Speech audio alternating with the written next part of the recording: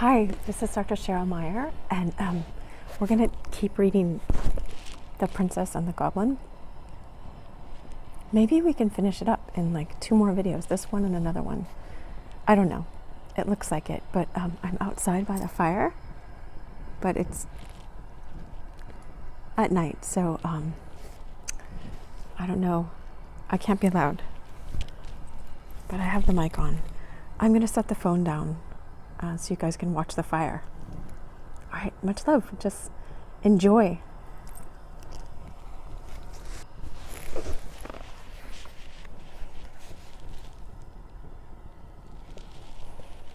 Okay.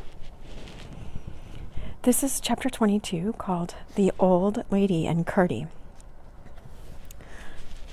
Remember, Curdy's going up the stairs with her. So happy. Up the stair they went, and the next, and through the long rows of empty rooms, and up the little tower stair, Irene growing happier and happier as she ascended. There was no answer when she knocked at length at the door of the workroom, nor could she hear any sound of the spinning wheel, and once more her heart sank within her, but only for one moment, as she turned and knocked at the other door. "Come in," answered the sweet voice of her grandmother, and Irene opened the door and entered, followed by Curdy. "You darling," cried the lady. Oh, I love that word.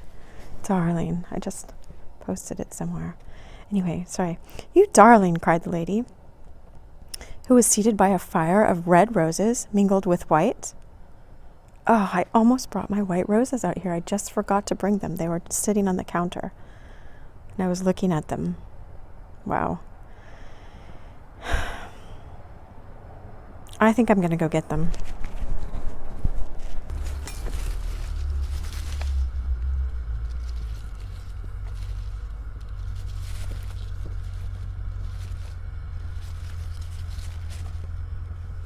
I just don't want them to catch fire. There we go.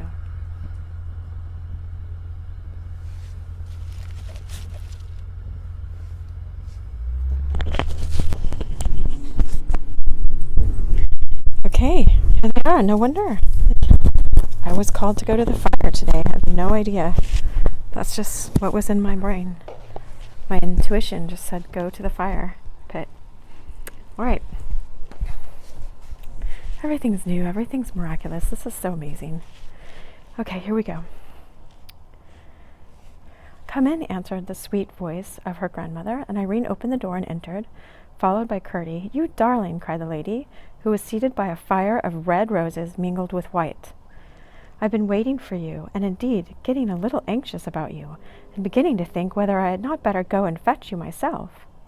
As she spoke, she took the little princess in her arms and placed her upon her lap. She was dressed in white now, and looked, if possible, more lovely than ever. "I've brought Curdy, grandmother. He wouldn't believe what I told him, and so I've brought him. Yes, I see him.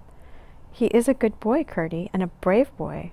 Aren't you glad you've got him out?" "Yes, grandmother, but it wasn't very good of him not to believe me when I was telling him the truth."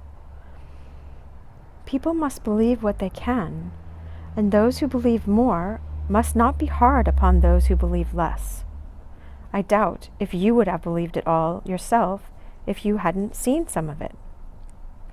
"Ah, yes, grandmother, I dare say. I'm sure you are right. But he'll believe now." "I don't know that," replied her grandmother. "Won't you, Curdy?" said Irene, looking round at him as she asked the question. He was standing in the middle of the floor, staring and looking strangely bewildered. This, she thought, came of his astonishment at the beauty of the lady. "Make a bow to my grandmother, Curdy," she said. I don't see any grandmother," answered Curdy rather gruffly. So I guess it's more like, "I don't see any grandmother," answered Curdy rather gruffly. "Don't see my grandmother when I'm sitting in her lap," exclaimed the princess. "No, I don't," reiterated Curdy in an offended tone. "Don't you see the lovely fire of roses, white ones amongst them this time?" asked Irene, almost as bewildered as he. "No, I don't," answered Curdy almost sulkily. "Nor the blue bed, nor the rose-colored counterpane, nor the beautiful light like the moon hanging from the roof. You're making game of me, your Royal Highness. And after what we have just come through together this day, I don't think it's kind of you, said Curdie, feeling very much hurt. Then what do you see? Asked Irene, who perceived at once that for her not to believe him was at least as bad for him not to believe her. I see a big, bare, garret room, like the one in Mother's cottage. Only big enough to take the cottage itself in and leave a good margin all round, answered Curdie. And what more do you see? I see a tub and a heap of musty straw, and a withered apple, and a ray of sunlight coming through a hole in the middle of the roof and shining on your head, and making all the place look a curious dusky brown. I think you had better drop it, Princess, and go down to the nursery like a good girl. But don't you hear my grandmother talking to me? Asked Irene, almost crying. No, I hear the cooing of a lot of pigeons. If you won't come down, I will go without you. I think that will be better anyhow, for I'm sure nobody who met us would believe a word we said to them. They would think we made it all up. I don't expect anybody but my own father and mother to believe me. They know I wouldn't tell a story.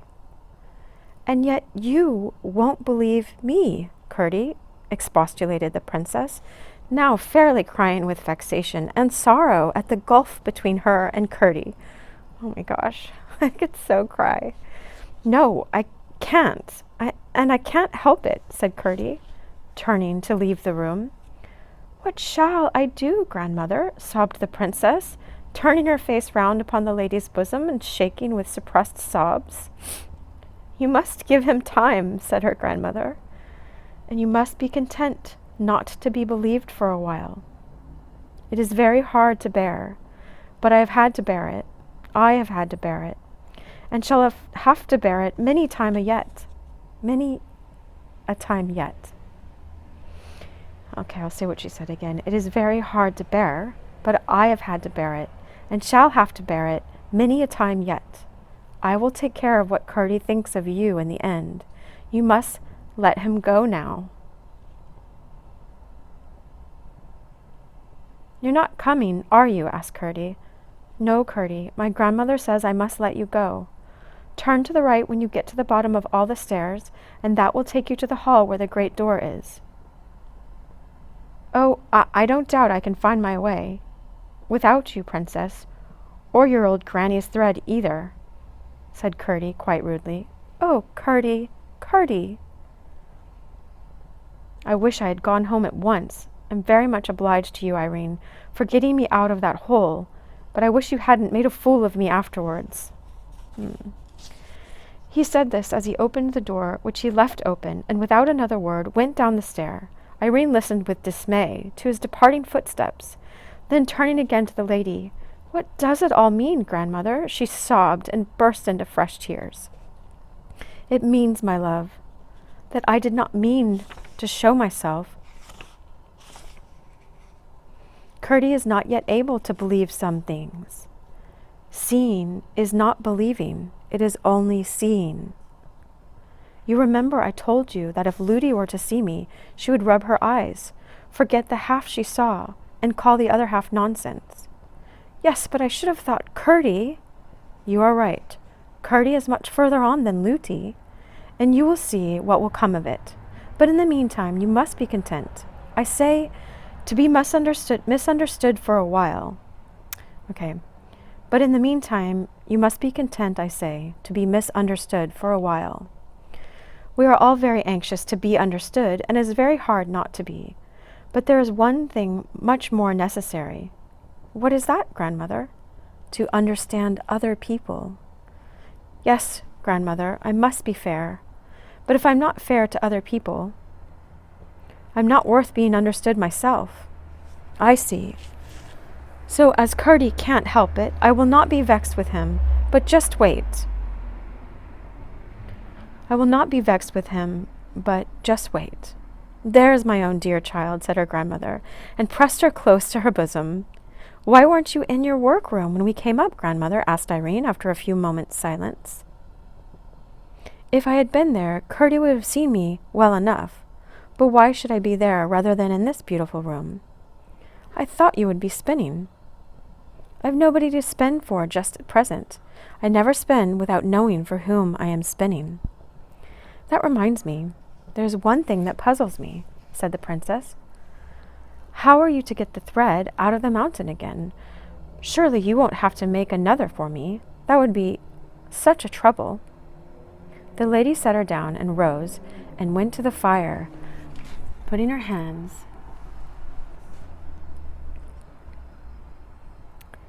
in her hand, she drew it out again and held up the shining ball between her finger and thumb.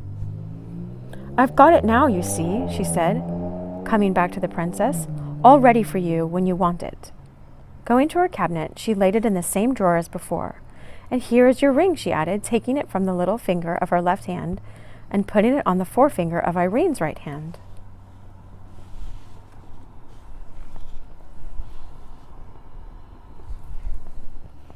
Oh, thank you, grandmother. I feel so safe now. You are very tired, my child, the lady went on. Your hands are hurt with the stones, and I have counted 9 bruises on you. Just look what you are like.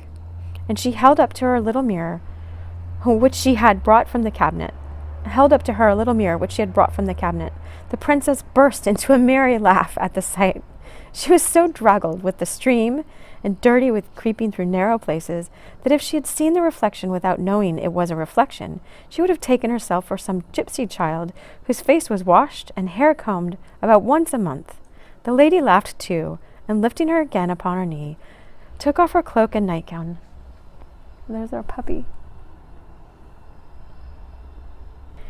Then she carried her to the side of the room, and Irene wondered what she was going to do with her. But she asked no questions, only starting a little when she found that she was going to lay her in the large silver bath, for as she looked into it again she saw no bottom, but the stars shining miles away, as it seemed, in a great blue gulf. Her hands closed involuntarily on the beautiful arms that held her, and that was all. The lady pressed her once more to her bosom, saying, "Do not be afraid, my child." "No, grandmother," answered the princess, with a little gasp.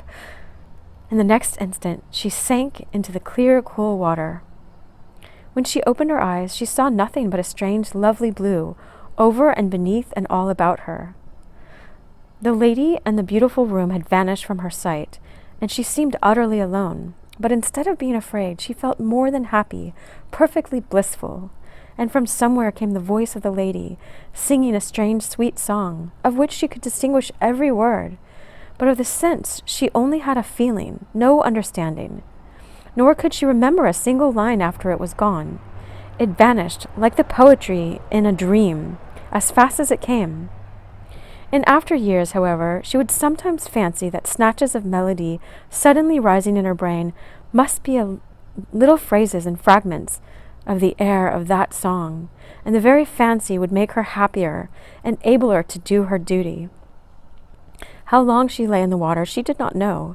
It seemed a long time, not from weariness but from pleasure.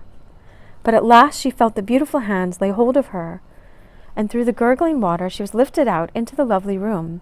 The lady carried her to the fire and set her down with her in her lap, and dried her tenderly with the softest towel. It was so different from Ludi's drying. When the lady had done, she stooped to the fire and drew from it her nightgown as white as snow.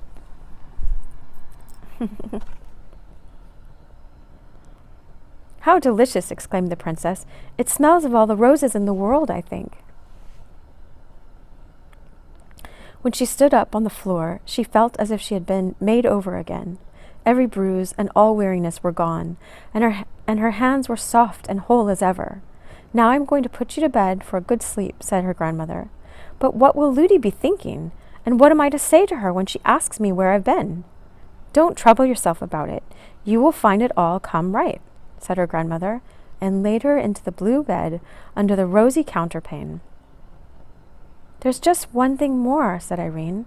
I'm a little anxious about Curdie, as I brought him into the house. I ought to have seen him safe on his way home. I took care of all of that, answered the lady. I told you to let him go, and therefore I was bound to look after him. Nobody saw him, and he is now eating a good dinner in his mother's cottage far up the mountain. Ah, then I will go to sleep, said Irene, and in a few minutes she was fast asleep.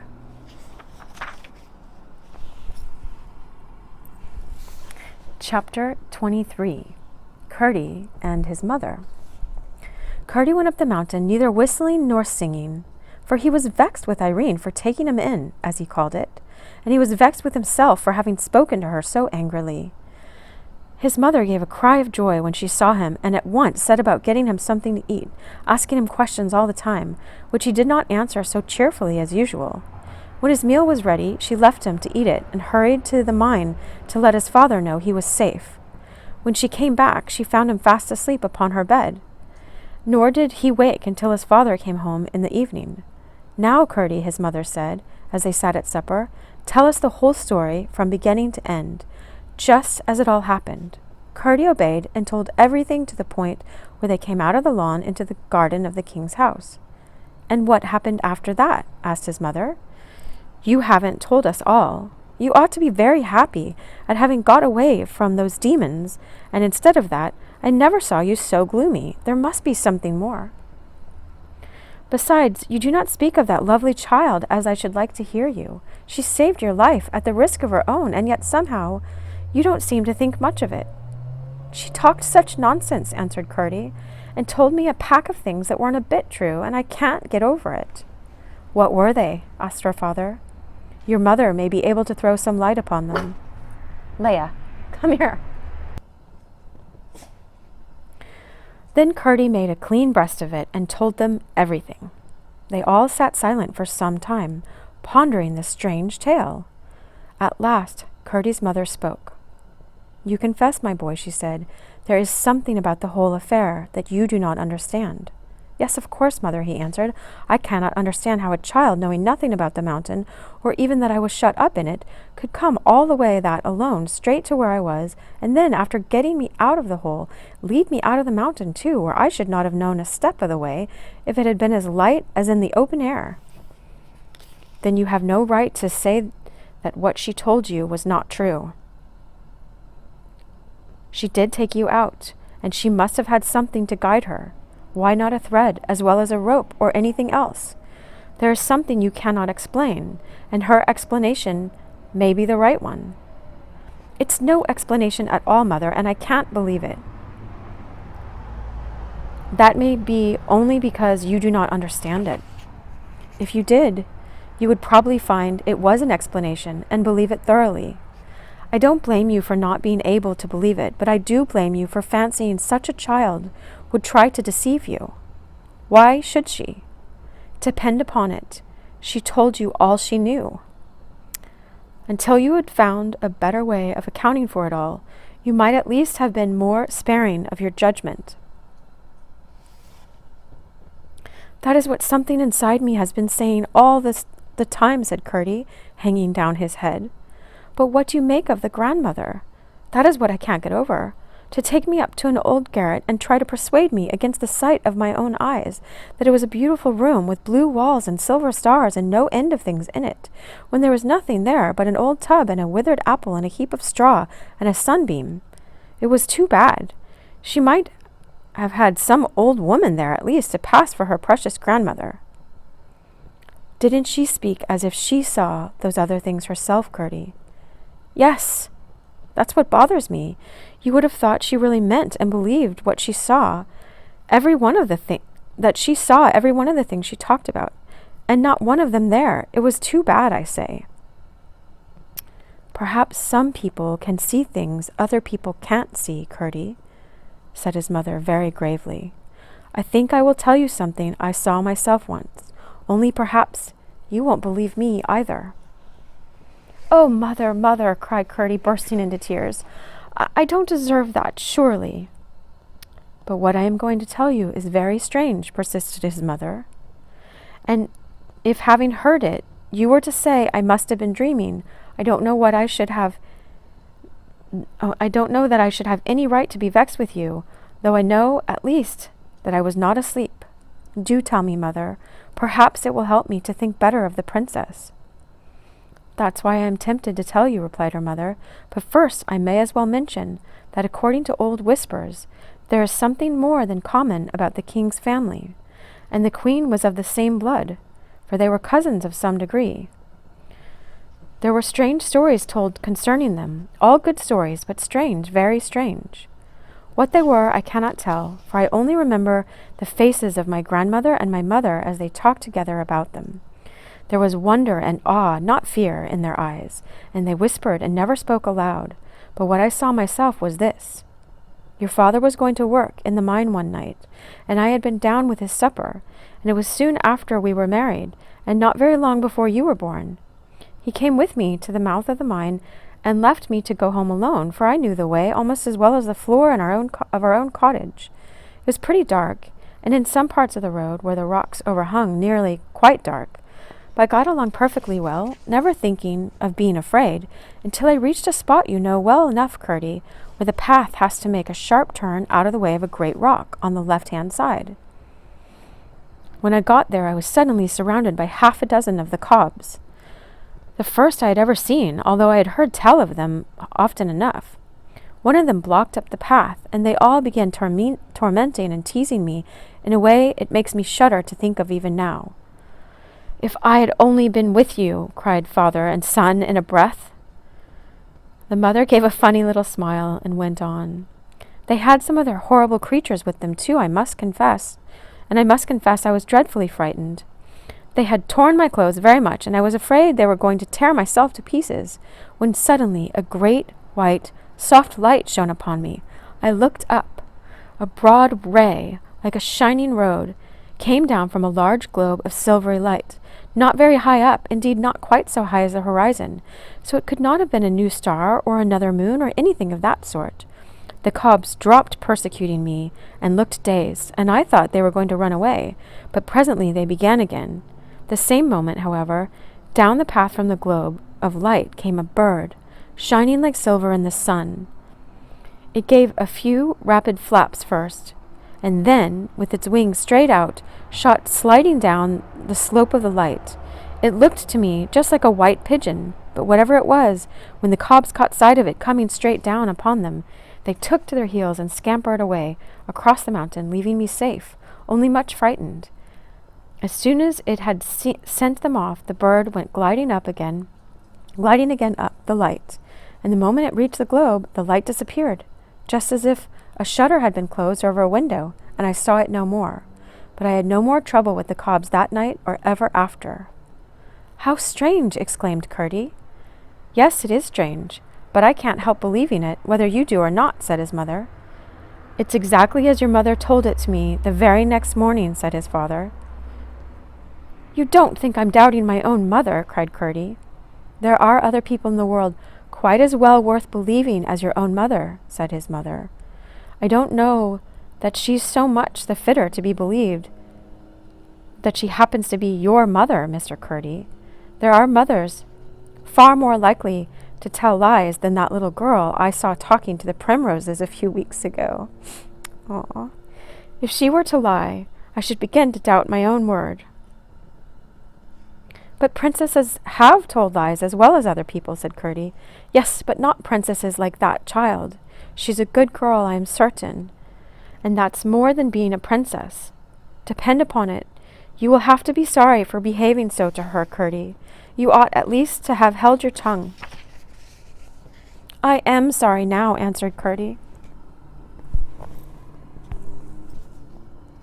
You ought to go and tell her so then. I don't see how I could manage that. They wouldn't let a miner boy like me have a word with her alone, and I couldn't tell her before that nurse of hers.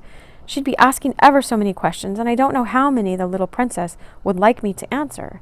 She told me that Ludi didn't know anything about her coming to get me out of the mountain. I am certain she would have prevented her somehow if she had known of it. But I may have a chance before long. In the meantime, I must try to do something for her. I think, Father, I have got on the right track at last. Oh, he's got on the right track at last. Let me see. There's 2 more pages. All right. Have you indeed, my boy, said Peter. I am sure you deserve some success. You have worked very hard for it. What have you found out? It's difficult, you know, Father, inside the mountain, especially in the dark, and not knowing what turns you have taken to tell the lie of things out. You know, the lay of the land, like which way things are going. Impossible, my boy, without a chart, or at least a compass, returned his father. Well, I think I've nearly discovered in which direction the cobs are mining. If I am right, I know something else that I can put to it, and then 1 and 1 will make 3. They very often do, Curdy, as we miners ought to be well aware. Now tell us, my boy, what the 2 things are, and see whether we guess at the same third as you. I don't see what that has to do with the princess, interposed his mother. I will soon let you see that, mother. Perhaps you may think me foolish, but until I am sure there is nothing in my present fancy, I am more determined than ever to go on with my observations. Just as we came to the channel by which we got out, I heard the miners at work somewhere near, I think down below us. Now, since I began to watch them, they have mined a good half-mile in a straight line, and so far as I am aware, they are working in no other part of the mountain, but I never could tell in which direction they were going. When we came out in the king's garden, however, I thought at once whether it was possible they were working towards the king's house. And what I want to do tonight is to make sure whether they are or not. I will take a light with me. Oh, Curdy, cried his mother. Then they will see you. I'm no more afraid of them now than I was before, rejoined Curdy. Now that I've got the precious shoe, they can't make another such in a hurry, and 1 barefoot will do for my purposes. Woman as she may be, the queen, you know, I won't spare her next time, but I shall be very careful with my light, for I don't want them to see me. I won't stick it in my hat. Go on, then, and tell us what you mean to do. I mean to take a bit of paper with me and a pencil, and go into the mouth of the stream by which we came out. I shall mark on the paper as near as I can the angle of every turning I take until I find the cobs at work, and so get a good idea in which direction they are going. If it should prove to be nearly parallel with the stream, I shall know it is towards the king's house they are working. And what if you should? How much wiser will you be then? Wait a minute, mother dear. I told you that when I came upon the royal family in the cave, they were talking of their prince, Harelip. They called him marrying a sun woman. That means one of us, one with toes to her feet. Now in the speech one of them made that night at the great gathering, of which I heard only a part, he said that peace would be secured for a generation at least by the pledge of the prince. The pledge the prince would hold for the good behavior of her relatives. That's what he said, and must have meant that the sun woman the prince was to marry. I am quite sure the king is much too proud to wish his son to marry any but a princess, and much too knowing to fancy that his having a peasant woman for a wife would be of any great advantage to them. I see what you are driving at now, said his mother. But, said his father, the king would dig the mountain to the plain before he would have his princess the wife of a cob, if he were 10 times a prince. Yes, but they think so much of themselves, said his mother. Small creatures always do. The bantam is the proudest cock in my little yard.